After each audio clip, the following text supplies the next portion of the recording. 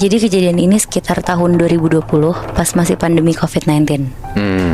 Ada 3 remaja dari Jakarta, kita sebut aja namanya Riko, Bintang, sama Bima. Oh, cowok semua nih? Cowok semua. Oke. Mereka itu umurnya sekitar 20-23 tahun. Nah, mereka mau pergi sehari aja, pulang pergi keluar kota, tapi gak mau jauh-jauh. Karena waktu itu lagi ribet juga kan, lagi pandemi, dan kalau bisa yang deket-deket aja. Karena ke Bandung kan juga udah bosen. Akhirnya Bintang nyaranin buat ke Anyer aja main di pantai. Mereka bertiga mutusin untuk ke salah satu pantai di Anyer yang sepi dan view-nya lumayan bagus untuk sunsetan atau nyantai di sana. Perjalanan ke sana sekitar 3 jam dari Jakarta. Nah, karena mereka nggak pernah ke situ, sekitar jam 3 sore di daerah Cikoneng, Google Maps-nya tuh nunjukin untuk kayak masuk ke gerbang gede gitu. Tapi isinya kayak komplek tapi terbengkalai. Nah, karena gerbangnya juga nggak dikunci, akhirnya mereka bertiga masuk ke sana. Karena Bintang yang megang Google Maps, akhirnya Riko nanya, "Lo yakin Tang lewat sini buat ke pantainya?" Terus Bintang tuh yakin banget, dia bilang, "Ini dikit lagi sampai kalau lewat sini." Akhirnya mereka masuklah lewatin gerbang itu. Pas mereka masuk, ternyata itu tuh villa semua isinya, jadi bukan komplek perumahan. Akhirnya mereka terus ngikutin jalan sesuai maps-nya. Tapi Bima di situ bilang, "Kok perasaan gue nggak enak ya kita kesini? Nggak mau cari pantai yang lebih ramai aja." Tapi si Bintang tuh kekeh aja mau ke pantai ini karena alasan sepi dan katanya tuh bagus. Jadi kondisinya tuh Moebi, kanan kiri tuh villa, dan rumput-rumputnya tuh kayak udah panjang semua, kayak nggak keurus. Enak, berarti ini mereka lagi di semacam villa-villa gitu, yang mana setelah ngelewatin villa ini mereka sampai ke pantainya? Iya bener. Oke. Terus. Nah, pas lagi jalan pelan-pelan sambil ngeliat kanan kiri, Riko yang lagi nyetir tuh ngeliat dari spion kanannya dia, ada nenek-nenek pakai kebaya merah lagi jalan sendirian. Berarti posisinya di belakang mobil dia itu kan nenek-neneknya. Tapi sama Riko tuh nggak terlalu dipikirin karena ya mungkin nenek-nenek ini tuh mau ke arah pantai juga. Nah, pas Riko lanjut jalan ke depan, terus dia mau belok ke kanan, otomatis dia lihat spion kanannya kan. Nah, pas dia lihat, nenek-nenek yang tadi jalan di belakang mobilnya itu tiba-tiba kelihatan di spionnya lagi duduk di belakang mobil luarnya. Jadi karena mobil dari Riko ini sedan, Moy, ada space kan kayak bagasi gitu. Nah, nenek-neneknya tuh duduk di situ sambil senyum-senyum lihat kanan kiri. Kebayang nggak? Jadi di atas bagasinya sedan gitu? Iya. Wow. Nah, itu tuh Riko kaget banget sampai banting setir ke kiri. Tapi nenek-nenek itu bener-bener masih duduk nempel aja di atas bagasi mobilnya. Wow.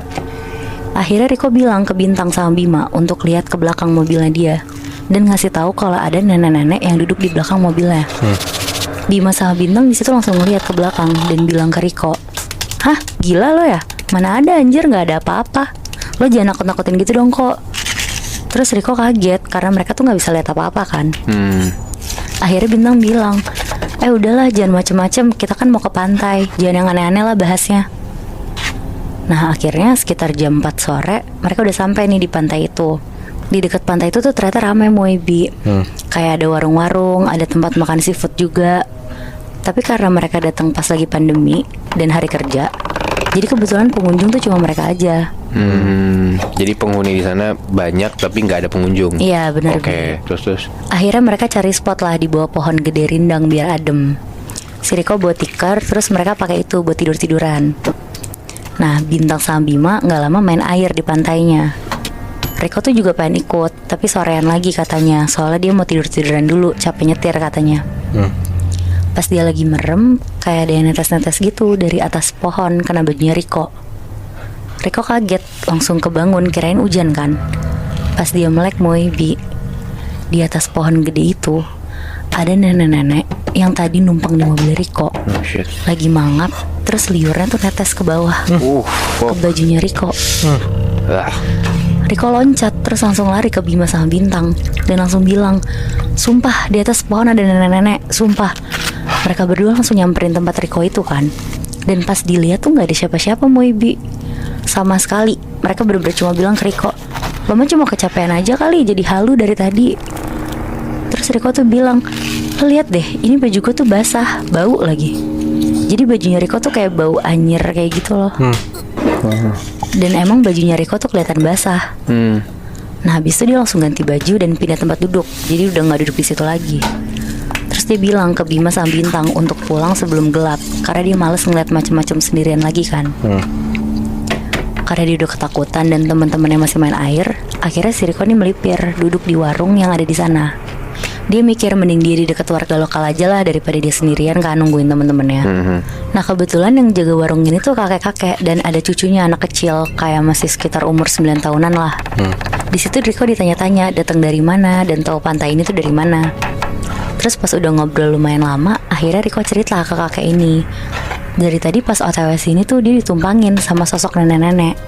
Dan pas dia lagi tiduran di bawah pohon gede itu, nenek-neneknya tuh ada lagi di atas pohon. Pokoknya dia ngerasa diikutin terus sama nenek ini. Anak kecil si cucunya ini ngedengernya tuh ketawa-tawa ke kakeknya. Riko bingung dong, kan soalnya dia cerita juga serius kan, nggak ada maksud bercanda. Iya, terus serem gitu kan. Iya, tapi kenapa diketawain kan? Nah karena dia diketawain kayak gitu, akhirnya si Riko tuh jadi males dan jadi diem aja bengong sambil ngeliat ke arah pantai. Nah gak lama, dari arah samping kanan Riko datang nenek-nenek yang tadi dia lihat ke arah warung yang didudukin Riko.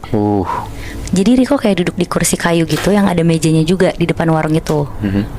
Nah kebetulan si nenek ini tuh juga duduk di sebelah Riko. Sebelah banget. Sebelah banget Moy. Anjir. Tapi Riko tuh pura-pura gak lihat ke arah nenek itu dan ngelihat ke pantai aja sambil deg-degan. Riko tuh berusaha ngelihat pakai ekor matanya Riko loh Moebi ke arah nenek ini. Nah pas kelihatan si kakek warung ini tuh ngasih segelas kopi hitam. Kopinya tuh pekat banget ke si nenek ini. Riko tuh kaget kalau si kakek ini tuh ternyata bisa ngelihat kan nenek-nenek ini. Akhirnya Riko nengok ke arah mereka. Pas Riko nengok kanan, nenek, kakek sama anak kecil itu tuh ngeliatin Riko sambil senyum nyengir gitu loh. Ini serem banget. Tapi tuh diem aja nggak gerak sama sekali. Anjir. Di situ Riko lari kenceng banget sampai jatuh-jatuh ke pasir dan nyamperin orang yang ada di tempat makan seafood. Nafasnya dia tuh bener-bener terengah-engah banget sambil nanya ke mas-masnya itu. Mas itu warung apa sih? Siapa sih yang punya? Kata mas-masnya, warung depan ya? Kosong mas, gak ada yang jual, pulang kampung orangnya. Terus itu siapa? Kakek-kakek, anak kecil sama nenek-nenek. Nah mas-mas seafood itu kaget terus bilang, wah itu mah emang sering berkeliaran di sini mas. Apalagi kalau ada orang-orang baru, mereka pasti seneng banget mas. Jadi tuh orang sana pun tuh nggak tahu sosok itu tuh siapa, tapi pernah beredar kabarnya. Katanya tuh ada kasus orang yang sengaja ditenggelamin pakai rantai yang ada pemberat batunya, Moy. Dan mungkin ada hubungannya sama sosok-sosok yang dilihat sama Riko itu. Karena Moy, sampai sekarang gue juga nggak nemu nih berita siapa orang yang ditemuin di kasus itu. Apa jangan-jangan yang ditenggelamin itu nenek-nenek kakek sama cucunya? Nah gue juga nggak tahu sih Moy, tapi 3 sosok itu tuh muncul setelah ada kasus itu. Makanya mungkin ada hubungannya gitu ya. Nah bisa jadi.